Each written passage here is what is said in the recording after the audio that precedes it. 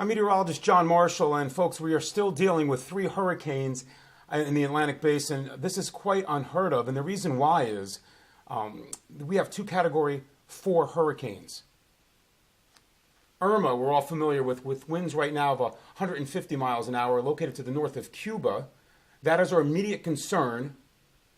Hurricane Jose, now a distinct eye, about 500 miles east of Antigua, is a Category 4 as well. Jose is a Category 4. Irma is a Category 4. And back over my head over here, we have Kataya, located over the extreme southwestern portion of the Gulf of Mexico. That storm has Category 2 strength and winds of 100 miles an hour. So again, 150 mile an hour storm, 150 mile an hour storm, Kataya, southwestern Gulf of Mexico, 100 mile an hour storm. Simply amazing, and unfortunately, Irma continues to trek to the west-northwest. We're going to hone in on Irma right now with the latest satellite loop, and basically, the last several hours, what I'm noticing here is eye wall replacement. What happens with intense hurricanes is that their eyes replace one another. Basically, the smaller eye dissipates and a larger one forms. So that's what it's going through right now. The cloud mass isn't as impressive as it was at this time yesterday since the lowering to a Category 4. But folks, as I've said, do not let your guard down in Florida just because it's down one category. Winds are still sustained at 150 miles an hour. Will this storm, and here's the question, the immediate question that I don't know the answer to just yet. Will Irma, on that west-northwesterly track at 14 miles an hour, track right over the northern coastal area of Cuba or stay just offshore? Let's take a look at what it's done so far. Follow that line. Ever so close. If it does come ashore just about, let's say, 15, 20 miles and makes a southwest turn, it will weaken. But right now, most of the latest computer guidance suggests that it will ride just to the north or right along the coastline. The eye wall may skirt Cuba and maintain Category 4 status. Okay? Here's the Florida Peninsula. Miami, the Keys. Perilously close, folks, and it continues to move to the west-northwest. Okay?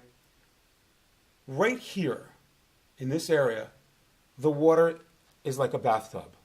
It is 89-degree water temperature. Folks, hurricanes thrive on water temperatures that warm. It gives it the energy to support and maintain its strength and possibly strengthen. A few of the computer models have this thing strengthening a bit just off the Keys and off Miami to the south, right in this area. Again, bathtub-like water. Will Irma skim the coast of Cuba? Obviously, we do not want that to happen because there'll be some damage there. We don't want any damage anywhere. There's been enough damage. Or will it stay just offshore and maintain its intensity?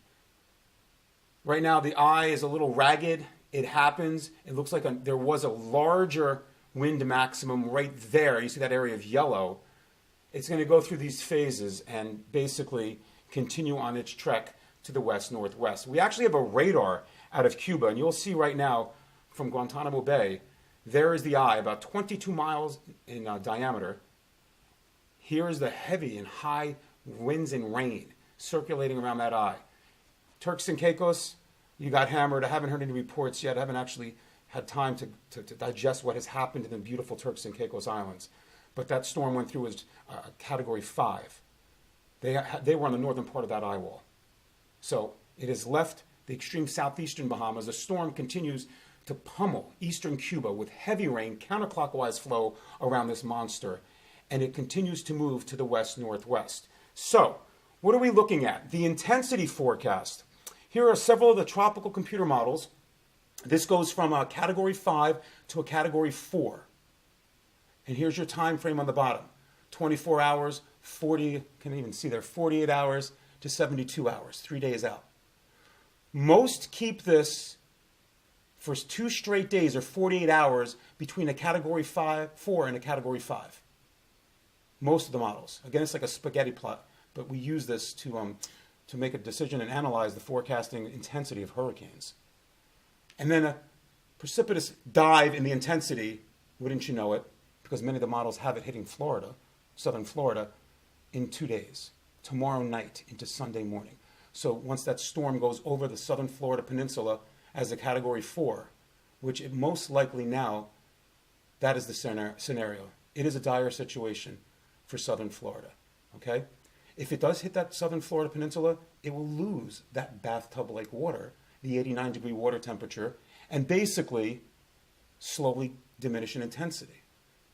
Some of the models have it as a Category 4 and 5, in between those two categories, right through 4 days.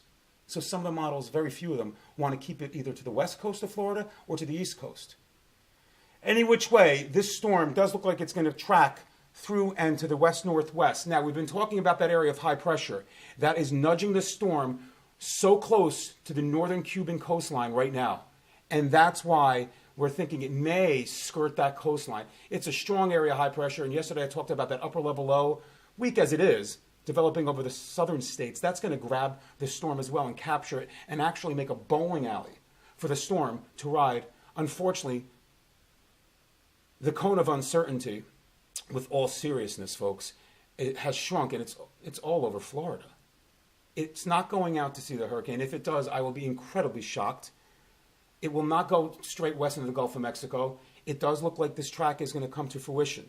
Do not concentrate on the exact line. Now, 8 a.m. Sunday morning, a Category 4 storm with winds of 150 to 145 miles an hour somewhere in the eastern part of the Florida Keys or somewhere in the southern peninsula. Again, do not concentrate on the exact track. This will change from east to west over the next 24 to 48 hours. But the whole state of Florida is within that cone. I mean, Florida is only the distance, the width of about 150 miles, give or take. The hurricane force winds, in my opinion, will possibly expand outward, maybe from where they are now at 50 to 70 miles, maybe up to that 100-mile diameter across almost the entire state of Florida, if the storm makes landfall somewhere in southern Florida and goes north-northwest. This is a terrible track. A terrible track if this comes to fruition. The east side of the storm, that is the northeastern quadrant, will be all over Miami, up through Fort Lauderdale, Cocoa, just up the entire coast. Yes, it does weaken because it's losing its water source. But by the time it goes from Category 4 to Category 1, a lot of damage will have occurred. I mean, how can I put it nicely? I can't. Folks, I know people are stressing out in southern Florida right now. Just hunker down. And a lot of people I know down there are prepared. Hurricane shutters are up. I mean, everything is done to completion. It needs to be, okay? This is the track of this storm. Could it intensify? It's a possibility. There are the unknowns. How much will it weaken if it skirts the coast of Cuba? Will it regain some strength south of Florida where the water temperatures are in your 90 degrees, jet fuel for a hurricane of this size? And exactly where does it go? Well, hurricane watches and hurricane warnings have been extended to the north. And I've got to get this paper out here because, honestly, we have a hurricane warning for Jupiter Inlet, purple, all the way down through Miami, including the Keys, to Bonita Beach. A hurricane watch on the west coast from Bonita Beach north to Tarpon Springs, Florida, near the Tampa area. On the east coast of Florida, a hurricane watch is now in effect from just near the West Palm Beach area to near Daytona Beach, which is north of, obviously, Cape Canaveral in the Melbourne area. Hurricane watch. Notice the entire state is either under a watch, from my hand to the south, that is under a watch and or warning. The Hurricane Center, along with me, I are thinking that this storm will cause hurricane force winds across the entire state.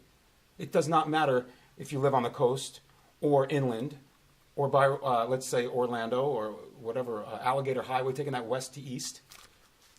That's how intense this storm is, folks. And basically, just keep tuned to the forecast here. You know, a man of no nonsense, no hype when it comes to this situation. But I'm very, very concerned that this track is close enough to where it's going to affect most of the state of Florida, the northern, not really the panhandle, but the northern area down through the Keys. We're expecting a lot of storm surge. The exact intensity still in question when it comes. And again, this is the latest satellite picture for Friday, early afternoon. Look at how huge this thing is. I mean, this thing is going to cover the entire state of Florida once it comes in. I'm just concerned about if this thing strengthens even a little bit more. Because as you go from Category 4 to Category 5, that's a huge jump in the amount of damage that will occur. If you go from Category 4, what it is right now, to Category 3, the damage is still going to be there, but it's not going to be catastrophic or as severe as it could be. Between a Category 3 and a Category 5, it's a huge difference in damage throughout wherever the storm does hit. Okay, so we don't want it to hit Cuba, but if it does skirt the northern coastline, it will weaken. If it does not, it will go through its eye wall replacements, weaken some, maintain its intensity. Just a little concerned right in this area. If it does, re-strengthen somewhat. It's the best advice I can give you as a meteorologist, and telling you the story as it is, folks. Again, all of the hurricane watches and warnings are up. The Bahamas got hammered, the southeastern Bahamas, and the hurricane warning, southern Florida. Hurricane watch now for portions of central Florida. Again, do not concentrate on the exact track. Questions coming galore. You know, what are the winds going to be like in Tampa? Just be prepared for hurricane force winds wherever the watches and warnings are right now. Be prepared. I'll have another update as conditions warrant, and I appreciate all you guys following me. And, you know, shoot away with the questions. I've got some time right now. Shoot away with the questions. Unfortunately, this software that I have allows me to do this in front of, it's like a studio setting. So I can't really answer your questions while I'm talking live. Actually, I probably could, but it would be a little bit of a distraction. So if you want to throw me some questions, I have some time right now for you all. Throw the questions my way, and I will answer them as I get them. Again, www.johnmarshallweather.com for all your latest, no hype, no nonsense forecast. Have a great weekend. Take care.